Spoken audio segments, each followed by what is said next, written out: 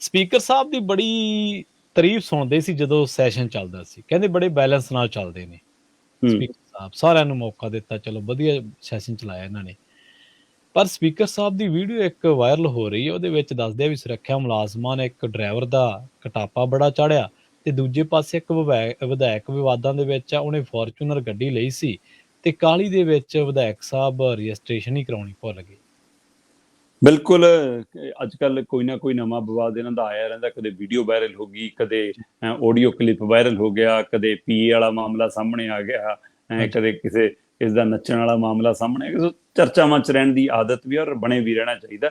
ਪਰ ਆਹ ਕੁੱਟਮਾਰ ਵਾਲਾ ਮਾਮਲਾ ਬਹੁਤ ਮੰਦਭਾਗਾ ਹੈ। ਜਿਵੇਂ ਤੁਸੀਂ ਗੱਲ ਕੀਤੀ, ਕੁਲਤਾਰ ਸਿੰਘ ਸੰਧਵਾਂ ਹੋਰੀ ਇਸ ਪਾਰਟੀ ਦੇ ਵਿੱਚ ਸਭ ਤੋਂ ਠਰਮੇ ਵਾਲੇ ਲੀਡਰ, ਸਭ ਤੋਂ ਸਹਿਜ ਲੀਡਰ ਜੀ, ਲੋਕਾਂ ਦੇ ਨੇੜੇ ਹੋ ਕੇ ਵਿਚਰਨ ਵਾਲੇ ਲੀਡਰ ਔਰ ਪੰਜਾਬ ਦੇ ਵਿਸ਼ਿਆਂ ਨੂੰ ਸਮਝ ਰੱਖਣ ਵਾਲੇ ਲੀਡਰ ਮੰਨੇ ਜਾਂਦੇ ਨੇ। ਮੈਂ ਇਸੇ ਪਾਰਟੀ ਦੇ ਮੌਜੂਦਾ ਲੀਡਰਾਂ ਚੋਂ ਗੱਲ ਕਰ ਰਿਹਾ ਕਿ ਉਹਨਾਂ ਲੀਡਰਾਂ ਚੋਂ ਸਭ ਤੋਂ, ਜੇਕਰ ਕਿਸੇ ਨੂੰ ਲੱਗਦਾ ਕਿ ਲੀਡਰ ਬੜਾ ਸੋਚ ਕੇ ਬੋਲਦਾ, ਕੱਲ ਵੀ ਜਿਹੜੇ ਉਹਨਾਂ ਨੇ ਬੋਲਿਆ ਇਸ ਮਸਲੇ ਤੇ ਵੀ ਉਹ ਬੜਾ ਸੋਚ ਸਮਝ ਕੇ ਬੋਲਿਆ, ਮਤਲਬ ਜੀ ਜੀ ਜੀ, ਤੇ ਇਸ ਲਈ ਉਹਦੇ ਲਈ ਉਹ ਜਾਣੇ ਜਾਂਦੇ ਨੇ। ਪਰ ਇੱਕ ਗੱਲ 'ਚ ਮਤਲਬ ਕਿ ਕੁਐਸਚਨ ਮਾਰਕ ਖੜਾ ਹੁੰਦਾ, ਜਿਹੜਾ ਉਹਨਾਂ ਨੇ ਕਿਹਾ ਕਿ ਮੇਰੀ ਗੱਡੀ ਨੂੰ ਟੱਕਰ ਮਾਰੀ ਗਈ। ਉਹ ਮਤਲਬ ਕਿ ਸਮਝ ਨਹੀਂ ਆਉਂਦਾ ਕਿ ਟਰੱਕ ਮੂਹਰੇ ਆ, ਤੁਸੀਂ ਕਾਫਲਾ ਪਿੱਛੋਂ ਆ ਰਹੇ ਹੋ, ਤੁਸੀਂ ਟਰੱਕ ਨੂੰ ਲੰਘਣਾ ਚਾਹੁੰਦੇ ਹੋ ਤੇ ਟਰੱਕ ਕਹਿੰਦੇ ਥਾਂ ਨਹੀਂ ਦੇ ਪਾ ਰਿਹਾ।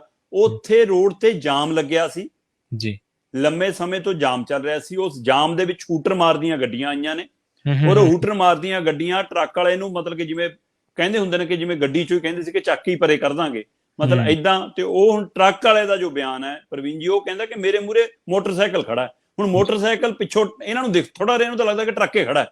तो कहते कि जदों तक वो परे नहीं हो सकता मैं कट नहीं सकता, ਤੇ ਕਹਿੰਦੇ ਜਦੋਂ ਉਹ ਪਰੇ ਹੋਇਆ ਤੇ ਮੈਂ ਕੱਟਣ ਲੱਗਿਆ, ਉਹ ਤੋਂ ਬਾਅਦ ਆ ਕੇ ਕਹਿੰਦੇ ਤੂੰ ਜਾਣ ਕੇ ਟਰੱਕ ਤੇ ਰਾਹ ਨਹੀਂ ਦਿੱਤਾ। ਤੇ ਕਹਿੰਦੇ ਮੈਨੂੰ ਪਹਿਲਾਂ ਗੱਡੀ 'ਚ, ਉਹ ਵੀਡੀਓ 'ਚ ਵੀ ਦਿਖਦਾ ਕਿ ਉਹਨੂੰ ਬੈਠੀ ਡਰਾਈਵਰ ਸੀਟ ਤੇ ਬੈਠੀ ਪਹਿਲਾਂ ਕੁੱਟਿਆ, ਫਿਰ ਉਤਰ ਕੇ ਭੱਜੇ ਜਾਂਦੇ ਨੂੰ ਫੜ ਕੇ ਕੁੱਟਿਆ।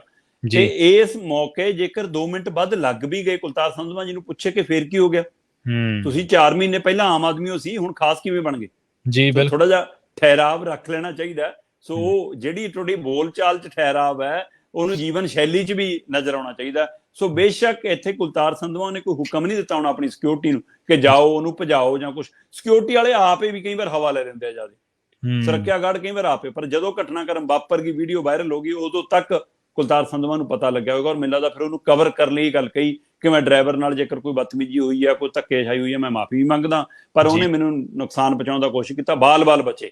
ਇਹ ਖਬਰਾਂ ਵੀ ਲੱਗ ਗਈਆਂ ਕਿ ਸੰਧਵਾਂ ਸਾਹਿਬ ਬਾਲ-ਬਾਲ ਬਚੇ, ਟਰੱਕ ਨੂੰ ਟੱਕਰ ਮਾਰੀ ਸੀ। ਉਹ ਟੱਕਰ ਵਾਲੀ ਅਜੇ ਤੱਕ ਵੀਡੀਓ ਨਹੀਂ ਸਾਨੂੰ ਦਿਖੀ ਕਿਤੇ। ਤੇ ਜੇਕਰ ਕੁੱਟਮਾਰ ਵਾਲੀ ਵੀਡੀਓ ਦਿਖ ਸਕਦੀ, ਟੱਕਰ ਵਾਲੀ ਵੀਡੀਓ ਵੀ ਆ ਜਾਣੀ ਸੀ ਭਾਈ, ਫਿਰ ਉੱਥੇ ਟਰੱਕ ਦੇ ਮੂਹਰੇ ਖੜੀ ਗੱਡੀ ਵੀ ਦਿਖ ਜਾਣੀ ਸੀ, ਉਹ ਨਹੀਂ ਕਿਤੇ ਕੋਈ ਦਿਖਿਆ। ਸੋ ਇਸ ਲਈ ਪਹਿਲੀ ਨਜ਼ਰੇ ਇਹੀ ਲੱਗ ਰਿਹਾ ਕਿ ਮਾਮਲਾ ਟਰੱਕ ਤੋਂ ਸਾਈਡ ਲੈਣ ਦਾ ਹੀ ਸੀ। ਉਹਦੇ ਵਿੱਚ ਗੁੱਸੇ 'ਚ ਆ ਕੇ ਇਹਨਾਂ ਦੇ ਮੁਲਾਜ਼ਮਾਂ ਨੇ ਬਦਤਮੀਜੀ ਕੀਤੀ ਹੈ, ਧੱਕਾਸ਼ਾਹੀ ਕੀਤੀ ਹੈ, ਤੇ ਜਿਹਦੇ ਲਈ ਕੁਲਤਾਰ ਸੰਧਵਾਂ ਨੇ ਬਾਅਦ ਚੋਂ ਮਤਲਬ ਕਿਹਾ ਕਿ ਸਾਨੂੰ ਸੜਕ ਤੇ ਚੱਲਦਿਆਂ ਹੋਇਆ ਸਹਿਜ ਵੀ ਰਹਿਣਾ ਚਾਹੀਦਾ, ਧਿਆਨ ਵੀ ਰੱਖਣਾ ਚਾਹੀਦਾ, ਪਰ ਮੈਂ ਇਹਦੀ ਮਾਫੀ ਮੰਗਦਾ। ਪਰ ਮਤਲਬ ਕਿ ਮੇਰੀ ਗੱਡੀ 'ਚ ਟੱਕਰ ਮਾਰੀ ਸੀ, ਇਸ ਲਈ ਕਹਿੰਦੇ ਕਿ ਥੋੜਾ ਜਿਹਾ ਨਾਰਾਜ਼ਗੀ ਹੋ ਗਈ ਹੋਣੀ, ਪਰ ਮੈਂ ਅੱਗੇ ਨੂੰ ਧਿਆਨ ਰੱਖੂੰਗਾ। ਸੋ ਉਹਨਾਂ ਨੇ ਇਹ ਗੱਲ ਹਵਾਲਾ ਦਿੱਤਾ। ਤੇ ਜਿੱਥੋਂ ਤੱਕ ਦੂਜੀ ਗੱਲ ਹੈ, ਉਹ ਤਾਂ ਬਾਈ ਕਮਾਲ ਆ, ਨਵੀਂ ਗੱਡੀ। ਮਤਲਬ ਅੱਗੇ ਨਾ ਆਪਣੇ ਉਹ AF ਲਿਖਣ ਦਾ ਬਹੁਤ ਰਿਵਾਜ ਹੁੰਦਾ ਸੀ ਮੇਰਾ ਖਿਆਲ, ਹਾਂਜੀ ਹਾਂਜੀ, ਮਤਲਬ ਕਿ ਸਕੂਟਰ ਲੈ ਲੈਣੇ, ਚੇਤਕ ਸਕੂਟਰ ਜਦੋਂ ਆਉਂਦੇ ਹੁੰਦੇ ਸੀ ਉਹਨਾਂ ਦਿਨਾਂ ਦੇ ਵਿੱਚ, ਇਹ ਮਤਲਬ ਕਿ 4-4 ਸਾਲ 5-5 ਸਾਲ AFA ਲਿਖ ਕੇ ਚੱਲੀ ਜਾਂਦਾ ਸੀ ਕੰਮ, ਹੈ ਨਾ।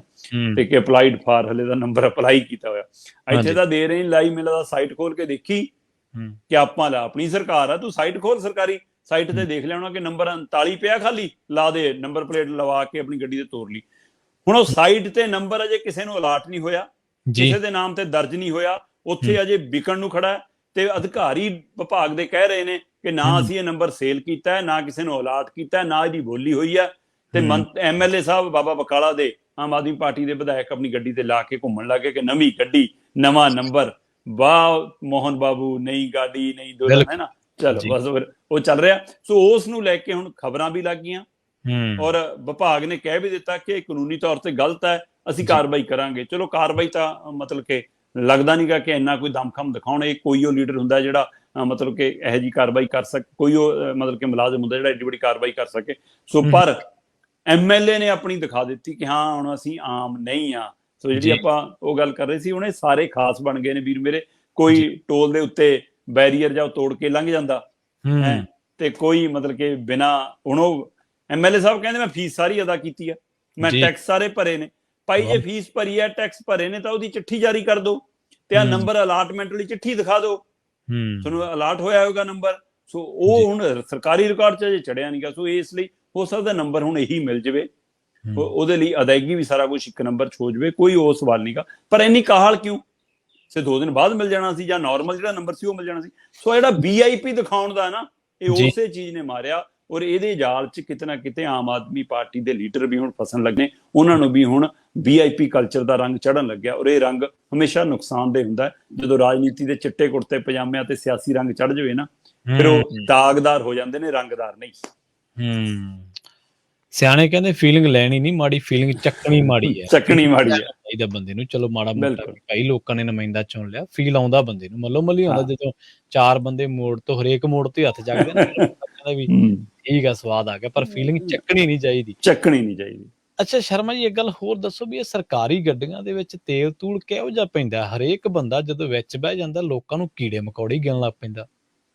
ਬਿਲਕੁਲ, ਇਹ ਸਰਕਾਰੀ ਤੇਲ, ਉਹ ਪੰਪਾਂ ਤੇ 2 ਤਰ੍ਹਾਂ ਦਾ ਤੇਲ ਲੱਗਿਆ ਹੁੰਦਾ ਨਾ, ਕਿ ਇੱਕ ਤੇਜ਼ ਚੱਲਣ ਵਾਲੀ ਗੱਡੀ ਵਾਲਾ ਤੇਲ ਹੈ, ਇਹ ਫਿਰ ਉਹ ਸਰਕਾਰੀ ਨੋਟਾਂ ਵਾਲਾ ਜਦੋਂ ਤੇਲ ਪੈਂਦਾ ਨਾ, ਫਿਰ ਉਹ ਐਂ ਲੱਗਣਾ। ਅਸਲ 'ਚ ਜਦੋਂ ਤੁਸੀਂ ਆਪਣੀ ਜੇਬ 'ਚੋਂ ਅਦਾ ਕਰੋ ਨਾ, ਫਿਰ ਤੁਹਾਨੂੰ ਸਾਰੀਆਂ ਚੀਜ਼ਾਂ ਦਾ ਅਹਿਸਾਸ ਰਹਿੰਦਾ।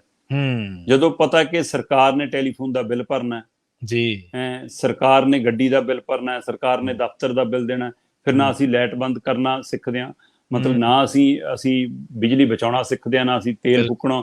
ਪੰਜਾਬ ਤੋਂ ਇੱਕ ਗੱਡੀਆਂ ਦਾ ਕਾਫਲਾ ਪ੍ਰਵੀਨ ਜੀ ਨਿਤ ਦਿਨ ਦਿੱਲੀ ਜਾ ਰਿਹਾ ਜੀ। ਜਹਾਜ਼ਾਂ ਵਾਲਾ ਮਾਮਲਾ ਅਜੇ ਚਰਚਾ ਵਿੱਚ ਆ ਕਿ ਜਹਾਜ਼ ਜਿਹੜੇ ਉਡਾਰੀ ਭਰਦੇ ਸੀ, ਉਹਨਾਂ ਦਾ ਖਰਚਾ ਨਹੀਂ ਦੱਸ ਰਹੀ ਸਰਕਾਰ, ਕਹਿੰਦੇ ਜੀ ਉਹਦੇ ਨਾਲ ਸੁਰੱਖਿਆ ਨੂੰ ਖਤਰਾ। ਕਮਾਲ ਆ ਜਨਾਬ। ਮਤਲਬ ਕਿ ਇਹ ਕਿਵੇਂ ਹੋ ਸਕਦਾ, ਜਿਹੜਾ ਜਹਾਜ਼ ਉਡਾਰੀ ਭਰ ਲਿਆ, ਜਿਹਦੇ ਵਿੱਚ ਮੁੱਖ ਮੰਤਰੀ ਸਾਹਿਬ ਚੜ੍ਹ ਲਏ ਤੇ ਉਤਰ ਲਏ, ਜਹਾਜ਼ ਮੁੜ ਕੇ ਖੜ ਗਿਆ, ਤੇ ਉਹਦਾ ਖਰਚਾ ਦੱਸਣ 'ਚ ਵੀ ਸੁਰੱਖਿਆ ਦਾ ਖਤਰਾ ਆ ਗਿਆ? ਇਹ ਕਿਵੇਂ ਹੋ ਸਕਦਾ?